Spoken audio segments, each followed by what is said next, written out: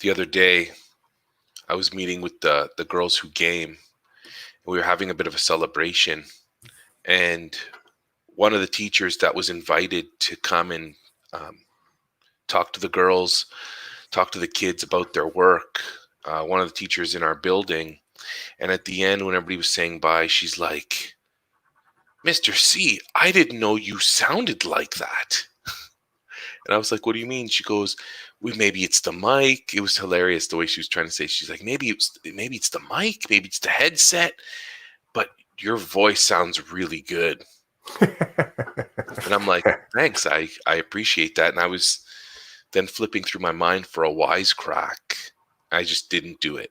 I'm like, "Okay, thanks," and I left the call. But it was funny, the look on her face. She's like, "That's what you sound like in this world?" I'm like, "Yeah, this is what I sound like." And I guess she liked it. So that was interesting. Wait, were you weren't meeting face to face? How is it that they didn't know your voice? What Well, was the this. I'm still trying to figure this out. So in the virtual world, in a Google Meet, Yeah. I guess there's something about listening to me for her that she had never heard in face to face. Like I'm still trying face to face. She's heard, I've talked to her a million times. I don't know what it is about the Google Meet that she's just like, I guess maybe my camera was off when I was talking, and All she's right. like, So "Where's that there's voice just coming from?" I don't know. all I right. don't know. And I don't want to ask. So I would love to say to you, "Oh, let me ask her." I'm not going there. It's Mhm. over. It's done. I just thought I would share. No, it's cool. I've had I've had so there's a couple students that right from the beginning when I'm teaching from here, they're like, "Oh my god, like, do you have like a studio there?" Because they'll see, the mic is hanging in there and the headset. So often they'll like, "Do you stream? What's your channel? Let us know." So, but there's a couple kids that also keep me. They're like my sound engineers Oh, because they'll well, sorry, they're not the engineers. They're like the producer, right? Like they're because what they'll actually say is they're like, "Clough, your voice sounds like you're 1,000 miles away." I'm like, "Oh, sorry," and then wrong I have mic. to Yeah. wrong mic, right? Yeah, because the mic that's on the Bluetooth headset on this is actually I don't know how good it is in general, but it's not great on Google Meets. It's compressed, it's small. Like I said, it sounds like you're 1,000 miles away, and I know there's a big sound difference when we do this. Actually, I've told you before, your headset, the mic on yours is good. I think it is good. I kind of go good considering it's like a headset microphone. But I remember back in the day too, when you were able to use your Yeti, and that totally, imagine if you had used that microphone, because that's like the rich mahogany. Like Right. the Yetis are like, there's a difference. There is a cool difference. But it also reminds me of I remember this was a few years back when I was doing the alt ed programming. So God, this is like almost a decade ago. But I went through a phase of here's that I'm sure we'll touch a little bit on Father's Day stuff today, right? I hope so. Just a little, yeah. Okay, so I went through a phase of remembering. I guess what is it? I made it more complicated. Nostalgia, and I was thinking about my grandfather a lot, and I think I've told you this before. Jan, Like Jan, Jan, yeah, Johnny. So we went through I went through the memories of going to his house, and we would come in through the back split, the back split of their house. So the back of the house, they had a front door, but it was sort of like the back door that everybody kind of came. So you walk down beside the house. I told you about the big hill in the back. So the back part of the house kind of falls away. So you're actually walking in. Like if you were to walk in the front door, it was kind of weird. Their front door was kind of a small landing platform between the main floor and the upper floor. Like there wasn't much there other than if you were to walk in their front door, you would have to choose to go up the stairs to the bedrooms, or you would choose stairs to go down into kind of like where the TV room was. Right. You go down to the TV room, that's the level that the back of the house was at. So anyways, we'd come in, And as soon as you came in the back door, it was kind of like their mud room, I guess you would call it. There was their laundry. So you basically come in through their laundry room, and then you'd get into the kitchen. And it was right there that there's a sink. At the sink, there was a medicine cabinet, which was really kind of strange to me, like a medicine cabinet, because I always thought that's something that's supposed to be in a bathroom. Hmm. But I think he had installed a medicine cabinet there, and he had the Schick razor, the one where you sort of twist the bottom of it. Like all these memories are just vivid, and I haven't even told the freaking story I want to tell you yet. But he had the razor with the drop-in razors, the two-sided, and you sort of screw it down, and the thing closes up on it, and then you've got the blade inside. So the dude, he was big on the Brute 33 or high karate, sometimes Old Spice, like those highly, highly alcoholized kind of aftershaves, the Hmm. ones that just, yet, you think you shave with this blade, and then your face is like all red, and then you throw this fire water onto your face. And like, I can remember seeing his face like just like red, but him smelling awesome, at least to Hmm. me, smelling awesome. So here's where the story picks up. Um, I went through a phase of really remembering and spending time in those spaces and watching my grandfather shave and the smells and the details that he was doing to shave. And of course, wondering about me, that like knowing I was looking at my future, I'm going to be someone that would shave someday or not, but that choice was coming down the pipe. And so my grandfather would shave, not sometimes he had, and I don't remember the brand name of it. I think it's still out there, but it's a shaving cream. I think so the canister, the kind of canister. I think the canister had like red and white stripes on it, kind of around it. And I think it had like a band of black around the top, maybe with the actual name of it. I can't remember what the name of it is. I could probably Google the image, but sometimes he had that. But primarily, he would shave with a bar of soap. And Irish Spring was the soap that he would use. Just a bar of Irish Spring, lather up his face, and like just like scrape the beard off of the hairs off of his face. So I went through a phase. I'm like, well, I don't really like that. I'm not using that shaving cream and Brute 33 or High Karate or what was it? Brute 33, High Karate or Old Spice. All right, maybe. But I thought I could buy Irish Spring. And so I went through a phase of about a couple months where I was using Irish Spring.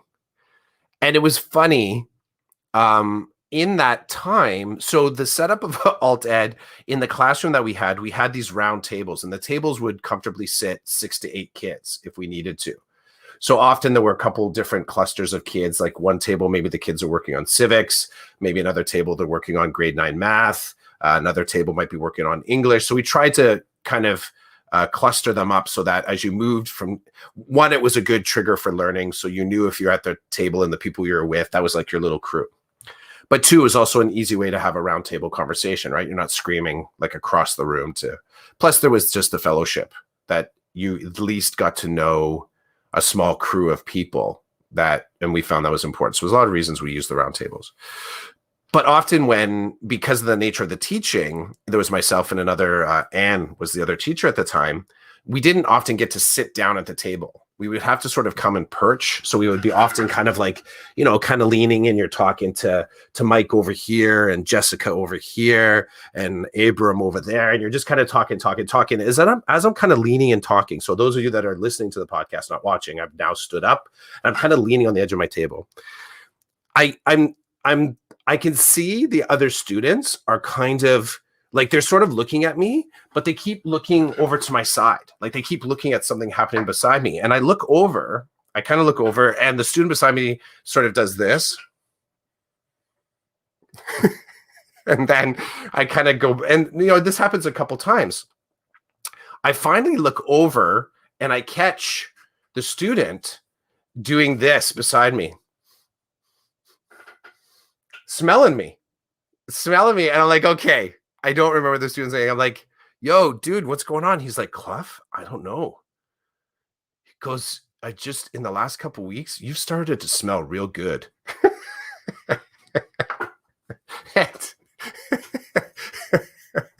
It's the whole like what do you do with that? Because the fact of it is I had an insider story because that was part of what brought me to my memory about my grandfather, right? Was the whole idea like that sense of smell brought me back into that mud room. It reminded me of me watching him shave. It reminded me of all the sort of cool, like all the memories that I'd accumulated so far about being at my grandparents' house. Um, Woodstock, Ontario, Spencer Street. I wish I could remember the house number, but right now I can like everything about it, even now connecting these memories about shaving and the story with the kid and the smells of Irish Spring flow right into, you know, the garden in the backyard, my grandfather's shed in the back, me walking along the fence, the berry bushes on the other side of the fence, summers at my grandparents' place, right? So it was funny when the kid called that out because I actually had started to smell different. I did. And it was just the look, the look that I caught the kid in was like this. And we know that I know have you ever been have you ever been walking outside, you know, let's say it's like late spring, kind of a warm summer night, and you can smell the lilacs or sort of like the flowering bushes on the air, and Hmm. you catch yourself or you catch somebody else just kind of like just smelling the air. Like that was the moment I caught the kid in. And I loved the fact that the kid admitted, like actually said, Clough, like you smell good. Oh, good these days. Um, so the kid's getting used to your voice. There are sensual elements to teaching. We do with the way people look, the way they smell, you know, the way the room makes you feel, the way that certain things sound and what we get used to. And I like that that was surprising to your student. I take it as It a wasn't a student; it was a staff member. staff member. Oh, Yeah, sorry. Oh, okay. For some reason. Okay, but we're in the same zone. We'll yeah, take it yeah, as yeah. We're in the same zone. maybe less strange, maybe equally uncomfortable to a degree, because it's like um you all of a sudden get the sense of how close we actually are. You get this sudden sense of proximity. There's an honesty to it that can be disarming a little bit. Um, there's a weird space of is this a compliment that I'm receiving right now? Like what is it? What is what is the tone and what's the actual fabric of this comment? How and what do I do with it afterwards? Um, and of course, there's a little bit of the worry or the self doubt is like, what did I not smell okay before? Right. And Right. then there's also an element of secrets being revealed. Like when the kid mentioned that, there was something that I had changed.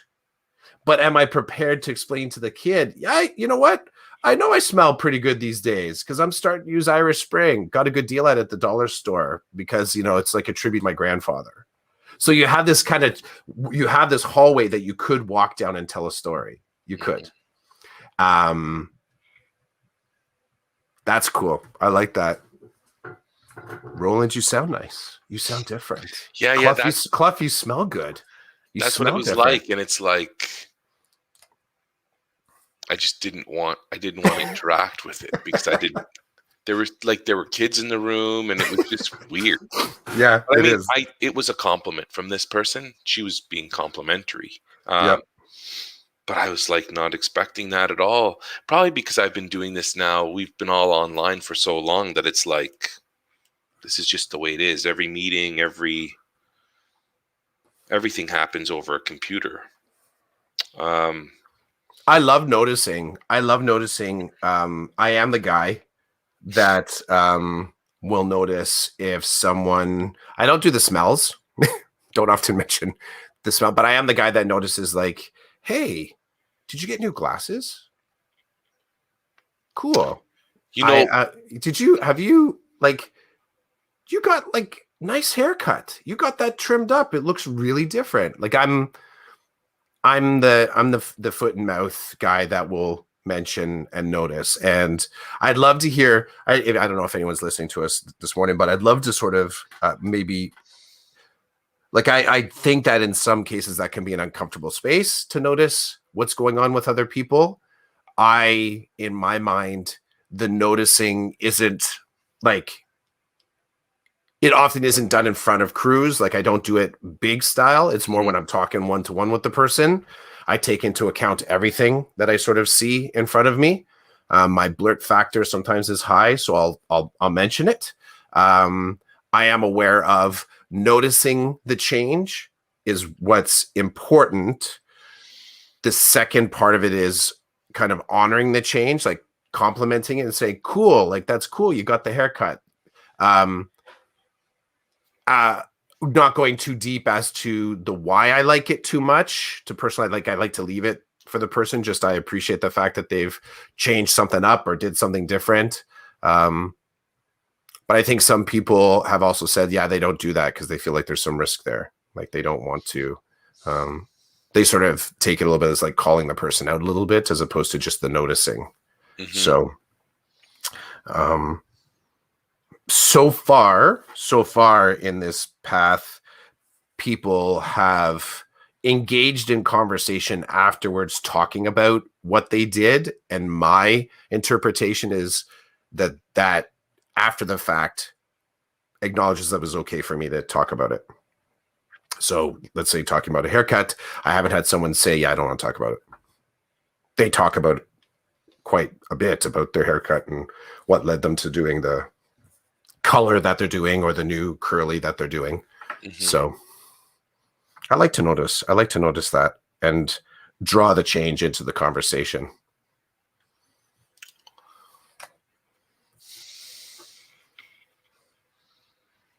Are you a noticer? Do you mention that to people? I notice, but I don't say anything. No? No. Because I'm not interested in, I don't want to take that risk. Gotcha. But I do notice, like, I'll walk into a room and be like, oh, so-and-so got a new haircut. It's drastic usually, right? Because I'm famous for, my wife will walk in from her haircut and be like, what do you think of my haircut? I'm like, it looks the same. Like, there's no huge change here for me. But when I see like a big change at work, I don't say anything. And it's funny, I've walked into rooms where I'll walk in, I'll notice that the person's got a new whatever, something's changed drastically about them. Mm-hmm. I'm like, hey, good morning, how are you? And good. And we're standing by the copy machine, and then, two other people walk in and be like, oh my God.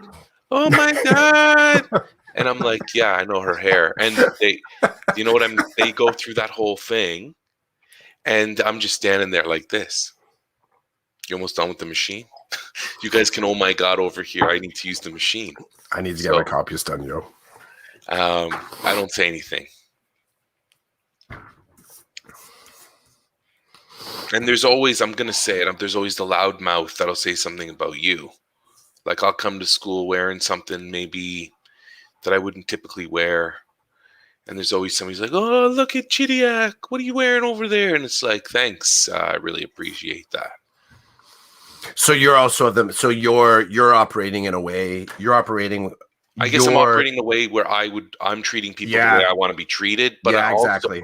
I also don't want to put myself in a position where I may say something that's going to cause somebody else to feel uncomfortable or upset with my remark, because they may take it as more than what it is. And depending on the direction that they take it in, I'm really not interested in going there. Mm-hmm.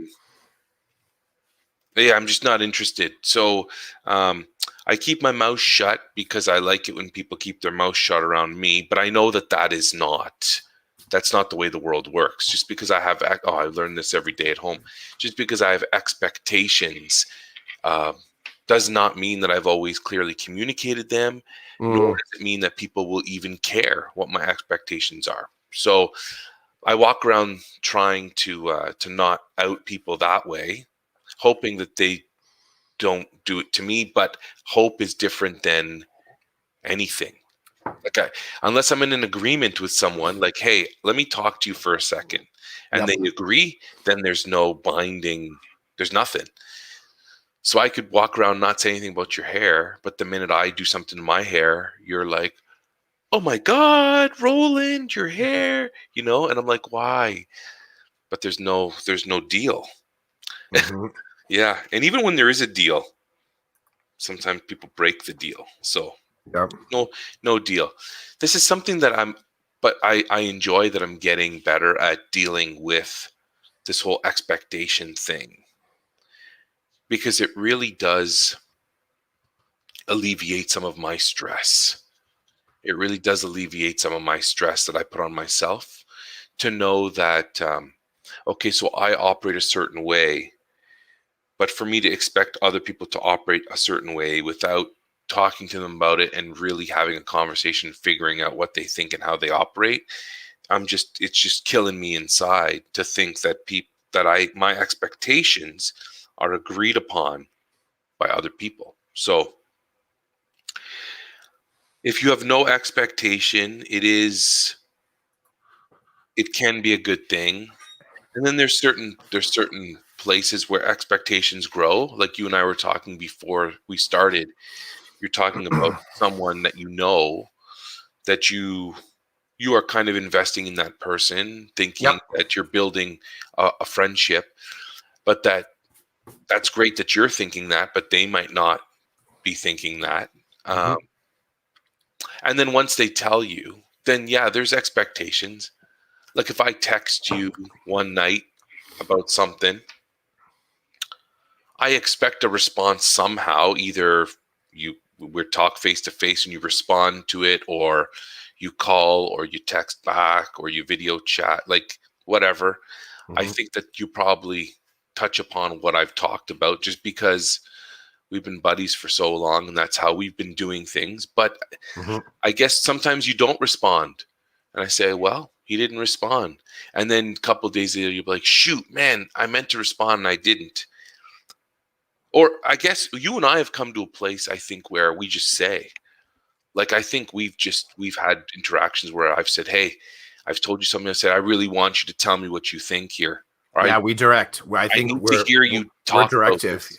Yeah. Yeah. Yeah, I And take that and I hear it's I like that you call that out, because I hear that. So I think there's two different ways that you can draw someone back to point. You can do I haven't heard from you in a long time. Come on, reach out.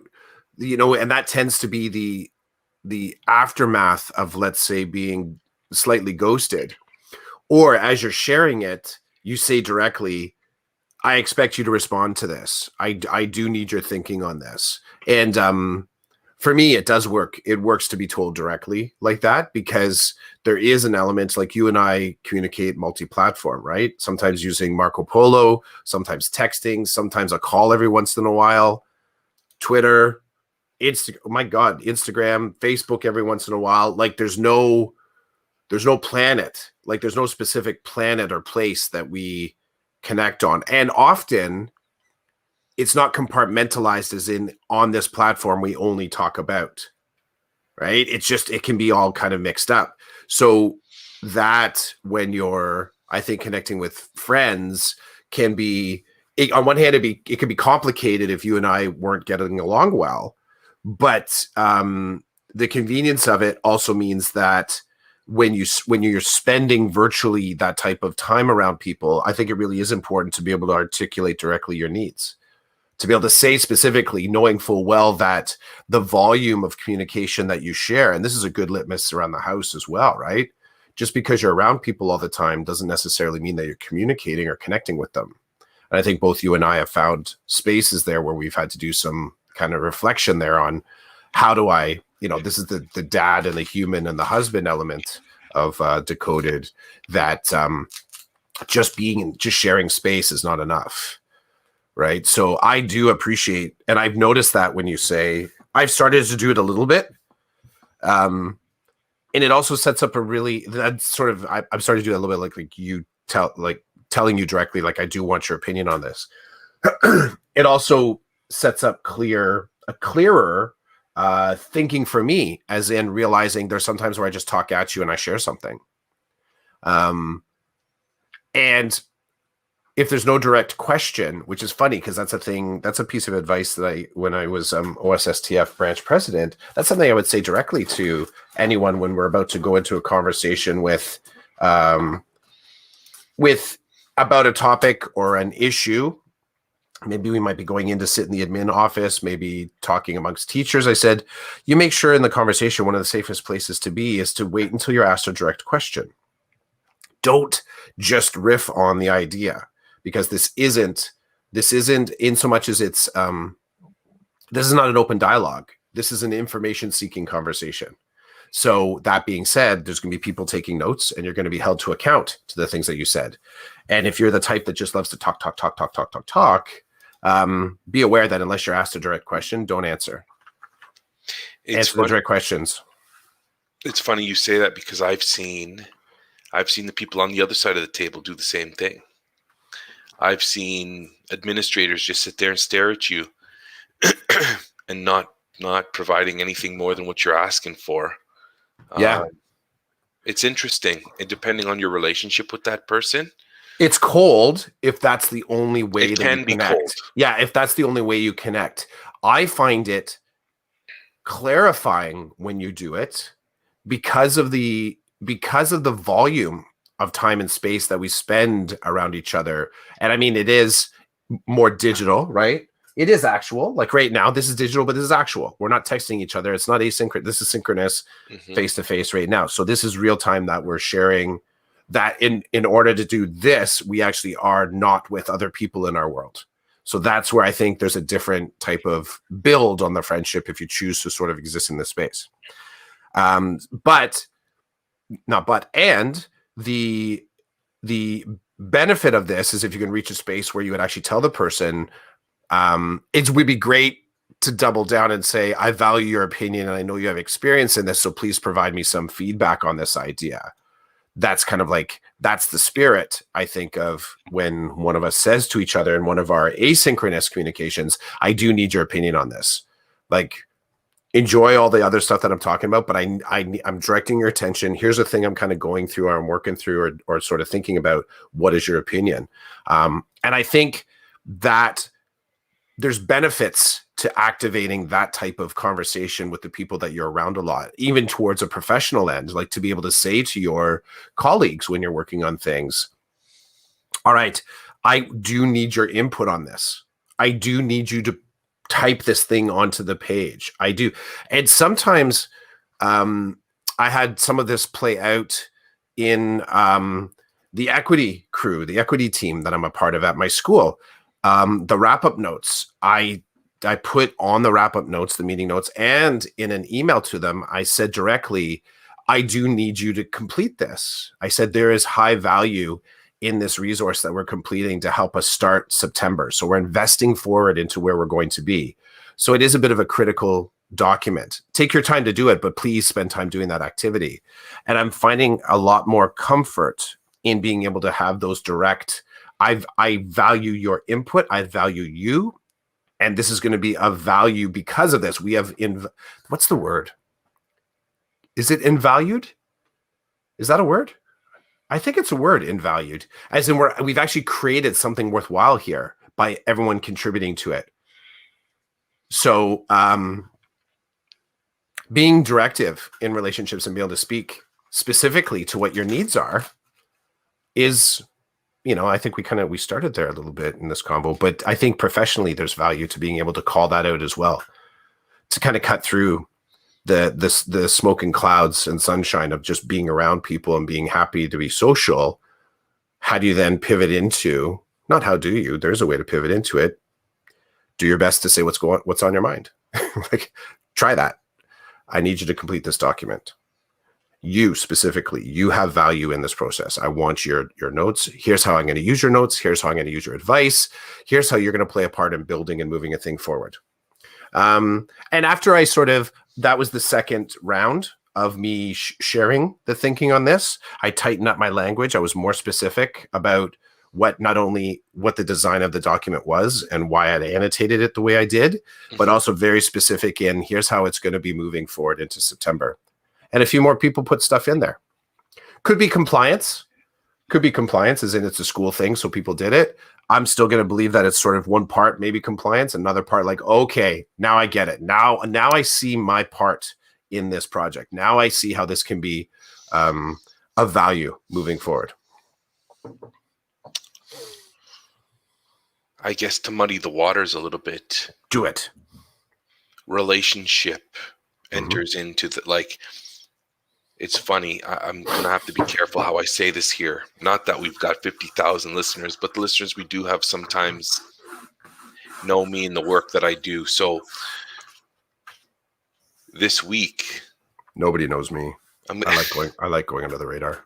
that's fine, Clough. No, none of your colleagues listen to this podcast, I guess. I don't know. I gotta find Okay, that out. well, some of mine do, so I'm kind of careful because I can enter into waters that could get me into trouble. I don't want to get in trouble, but I want to make an example here. So Mm-hmm. this week, or late last week, early this week, I got 2 emails, both asking me to do something.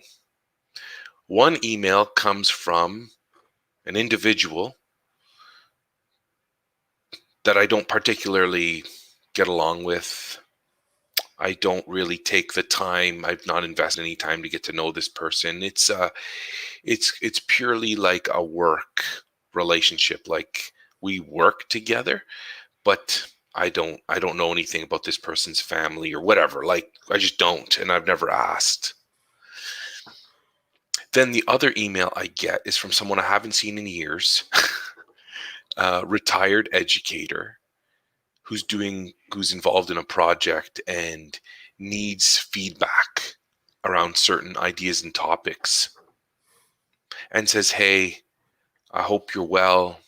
I know about this person's family, connected to this person on social media. It's the complete opposite of the other person. This person's asking me for a lot more than the other person did." And I gave it my time and attention, even though I knew. I was like, here we go again with this, like, this general idea that teachers are constantly being consulted and never paid for their expertise or knowledge or experience, right? I feel like, I'm not going to go there, but um, educators are constantly doing things that other professionals will be paid for on the side to do, but not educators, because we're seen differently. Mm-hmm. And we don't push back. So, I spend like a good 30 minutes helping out this one person's email and negate the other person's email in a matter of seconds, both asking for something from me, both within their scope to ask. And my response was purely connected to relationship, both expecting me to do what it is. They're politely asking me to do something, but I know that it's not an ask. They expect me to do it based on either work relationship or friend relationship. They're asking and they're expecting. Um, but as connected to what you were saying, they did ask the question. There was no dancing around the topic. They're like, "Hey, can you do this, please?" And it's like, okay, because here's the other thing. Let's add this layer. If the one person danced around it, I won't do it. Mm-hmm. I won't do it. I'll be like, I'm not doing anything. You didn't ask me to do anything. I'm not doing No, it. no direct question. And then if both of them didn't direct me, I still would have done the one and I would have not done the other. So direct or indirect, there was a relationship with one that leads me to action. There's a lack of relationship with the other. You don't ask me direct question, I'm not addressing this in a direct Mm-hmm. way. But it's just interesting. But you're right. you and I have gotten to the point where, like, you had asked me a question in a polo one day, and I guess I didn't get to it, or I forgot, because, as you know, this is a big thing. I'll listen to your message, and then I won't be able to remember everything in it that I want to respond to, just Mhm. because that's the nature of my brain, I guess, at this time. But then in another message the next day, you said, "Hey, I would love to hear what you have to say about this. I'm asking you to tell me what you think." And I was like, okay, I didn't get to it yesterday. This is the first thing I'm going to talk about today when I respond. And that's good. And if you ask a question that I don't want to answer, then I guess I just won't answer it. And Mm. here's my expectation is the same of you. If I ask you a direct question several times and you just don't deal with it, then I'm just going to assume you don't want to. Unless I really push you face to face and say, "Hey, how come you haven't talked about this?" And then you might just say, "I don't want to talk about it." Yeah, it's interesting. I sometimes I still recognize the humanity in the moment. Like, you could still forget, right? Yeah. Because the other question, the deeper question is, why haven't you prioritized me over other things in your life? Like, that's almost like getting closer to the roots. Because I See, and understand. that's where, when you go there, eh, I feel like that's a whole other level. Of course it is, but I mean, that's the level deeper that you decide whether or not you want to play in. You know, you messaging me, and there was, you know, a conversation you and I had where there was a topic that you and I talked about, and recently you messaged me saying, you know, I appreciate your feedback, Clough, but you actually don't have a seat at the table with this. It's Ah, more, yes. it's tighter than that. There's, you know, this ultimately this decision. You're explaining, you were basically expressing your appreciation for talking it out with me, but then reflecting out loud that ultimately for you, the only person that has the biggest vote is your spouse, Hmm. right? And that is, and you were sort of apologetic to it, but I think you were just clear saying, I think you were less apologetic. It was less about the apology for me for not having a seat at the table at the end, as it was to you just recognizing who it is that you need to sort of work the thing out with, this idea that you're working on, right? Hmm. So, and that's just, I think you're just reflecting out loud, sort of, and take it like that. But that's a good example, I think, of what you're talking about here, is that um my only response to you telling me that, for, you know, for you to say to me, you know, ultimately the only person that I really have to think about, Clough, is my spouse in this decision, and then my family. The only question I'm left with is like, well, why am I not included in the family then? But then that becomes a distraction. And it's also, it's petulant. It's petulant because part of it is when you and I talk about stuff, whether it's on the cast here or in general, there has to be the sort of belief that you're only offering observations and advice. I'm not looking to manipulate and control and sort of have active decision making in your life. I think if there were moments like that, I'd probably be far more explicit about it. Like, if there was something that I was worried about, I would probably try to, and we've talked about this in the past about, and I think this is just the growth of relationships where you feel like you want to protect the person either from themselves or from a decision that they're about to make, or other people, right?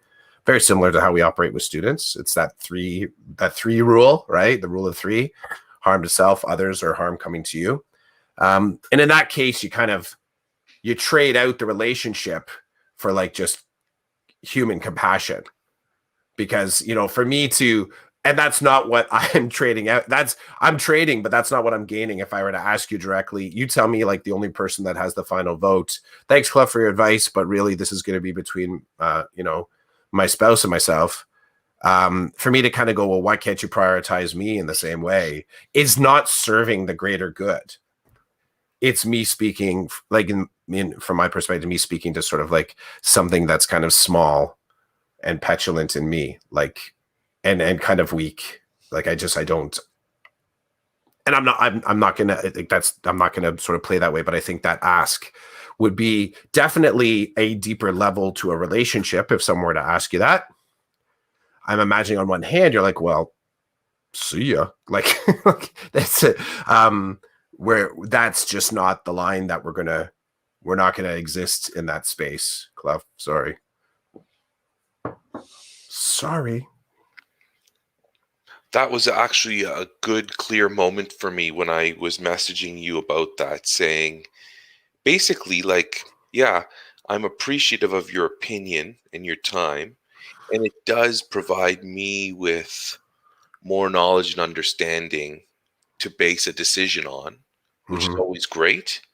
Um, but yeah, like there's that at the end of the day, you and many other people don't get a vote.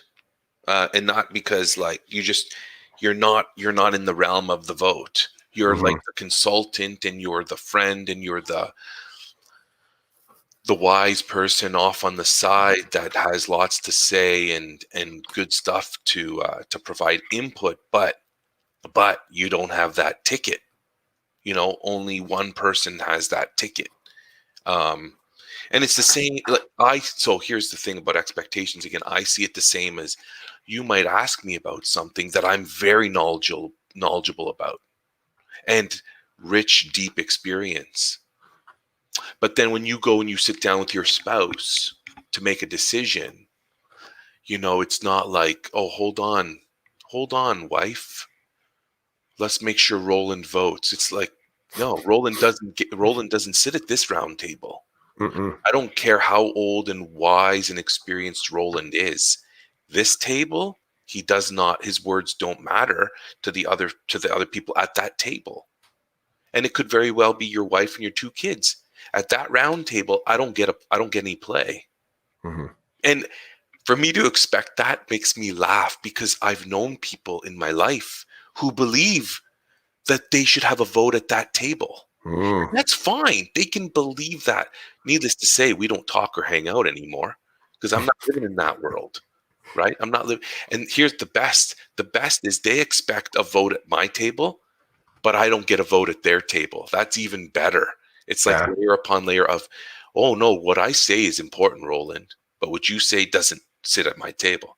So I mean, it's great that I've got all these people to talk to and get advice from and bounce ideas off of, because then it helps me with my process and it leads me to where I end up. Mm-hmm. But regardless of where I end up, there's another vote at the table. Yeah. And if that vote doesn't sync with mine, then there's some hard decisions to be made, right? Because when it is in sync, it's fabulous, but when it's not in sync, it gets kind of dirty and messy, which is fine, but it's usually people like things clear cut, and it doesn't always work that way. I think they appreciate the opportunity to exist in the clear cut. So, whew, glad we worked that out. Well, hey, I know we're gonna have to punch out soon. Did you do a drawing today? Yeah, I did. I didn't really see you drawing much. Oh, it's just oh, it's all connected. I just noticed that it isn't just three individual bodies, it's bodies that are connected. That's cool. So we didn't get much to talking about Father's Day. Well, we still have a few minutes if you want to drop We do. something. It's up to you. It's up to you. Um, yeah, I mean, it's a here's where I will go. What's interesting is that I have observed, and this is kind of, I guess this is in the okay. So I have the Our Dad Shoes thing, Hmm. right? It got the trying to get people to share stories about their dads, and there's no I haven't found any really clear cut way to get people lit up about sharing these stories. Um, there was a small crew that last year when I started this up that were kind of, willing to go there. Um, and then it kind of cooled a little bit. And I'm still in good conversations with people that contributed. I think there's something. I think that I don't know. Do you feel like dads need to do a better job of kind of promoting the day as kind of important to them? Do you think dads maybe need to sort of do some better connecting and uh I don't know. I guess it's self promotion. I'll just say it like something like self promotion. And the reason I ask this is that you so observing how Father's Day is kind of represented on socials, which I know that's not the only space to sort of learn about things in the world, but that is one of my feeds, right? And that tends to also be the space where stuff gets advertised. And I mean, you could take it also on, television as well, but I spend so much less time watching TV than I do interacting online. And it's just in observing how Father's Day is, I want to say marketed, but I think how it's managed as well is that um, there doesn't seem to be as active a community of individuals that are talking about Father's Day. Um, I think that, when I think back on my own life, we didn't spend nearly as much time mapping out what Father's Day would be compared to Mother's Day. There was a whole lot of we better get it right. Whether it was, the breakfast in bed or, whatever it is that the kids were kind of doing for Mother's Day, there seemed to be like almost a higher VIP status to the event. And it just, I don't think it's not for anything necessarily that moms do to sort of say, this is what we require, this is what we want, this is what you better do. But there seems to be as far as in the it seems to be that there's a higher investment in repping Mother's Day. Um, maybe I don't know why. I don't know. I mean, there's so many different routes we could kind of go on this. Apart from I'll think about my own investment as a son. A lot of the stuff seems to be when it comes to Father's Day is how do we set up a day where dad can leave the family, go golfing, kind of hang out with his buddies, spend time doing a thing that dad wants to do, but not necessarily connected to a family event. Like it strikes me that the dad Father's Day tends to be kind of marketed as a isolationist kind of an event. So how do we leave dad alone so that he can have a good time on that day? Mother's Day tends to be a networked kind of how do we bring everybody together to support mom, to celebrate mom. Open to, interpretations. It just that's how I'm seeing it. And what's interesting with the Our Dad shoes is that some of the and again, I'm not stopping. I'm going to post up another reminder just onto Twitter. I'll probably double down and put it on Insta and I'll put it on Facebook as well. Engaging in the conversation about the stories that we have about our dads has become kind of complex. And for every person that's posted a story to Our Dad shoes, I've had a conversation where someone has said, I started to go down that path of examining these stories, and I thought it would be really easy.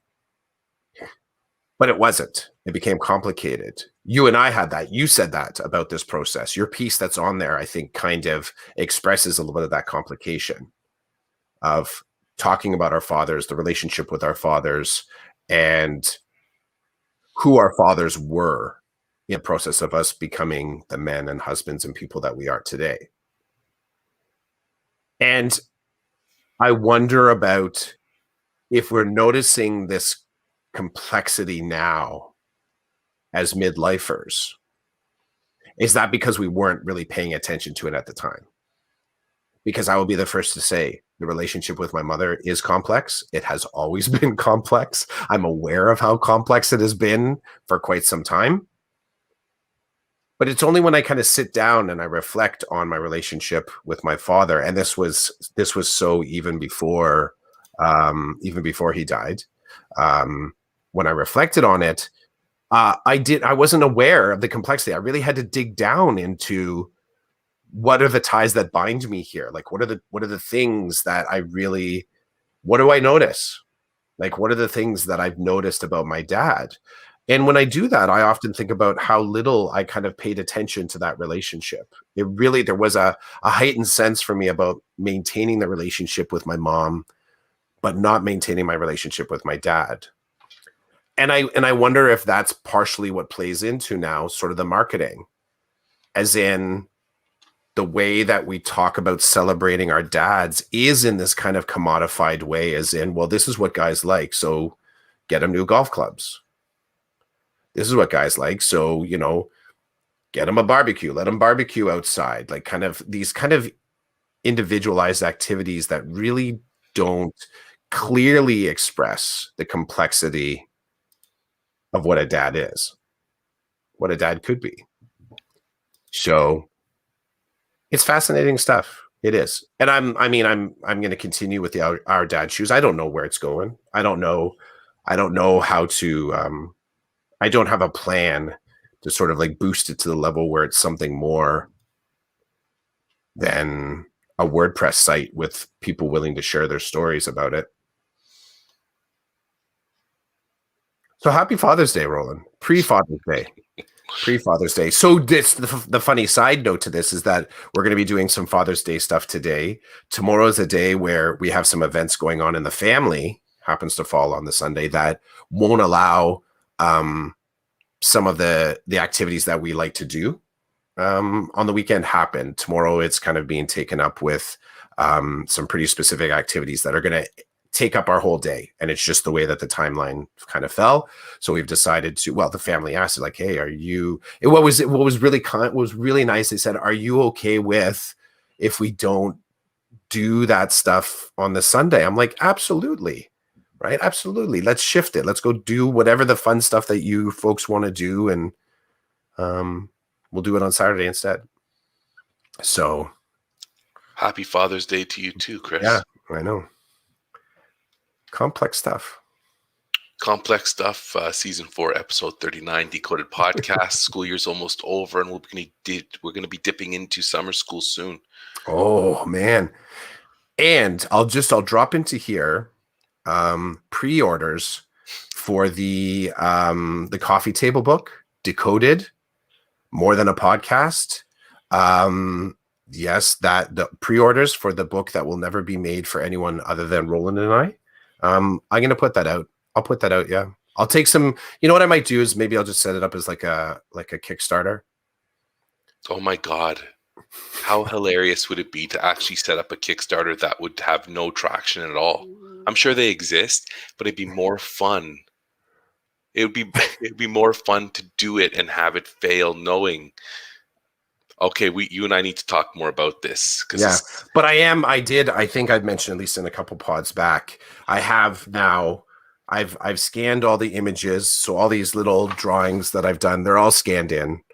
They're all ready to go to be. I would actually still like some support from all of our listeners. Hey, listeners, I need some support. I'm trying to figure out what the best way to print a couple coffee table books would be. So I've got some ideas. I've got some tools and apps in places, but anyone listening to this podcast, folks, if you know of a good way to put together a photo book or a picture book, throw your suggestions my way. So I'm figuring, Chids, it's probably something that I'll wait to, like, I'll get it done between the end of summer school and the startup. So publishing date is going to be a late 2021 for the first 4 seasons of the drawings for our coffee table book. That's gonna be cool though, right? That's gonna be cool. I think so. Yeah, I think it's gonna be cool. So okay, peace out, everybody. Happy Father's Day. Ciao.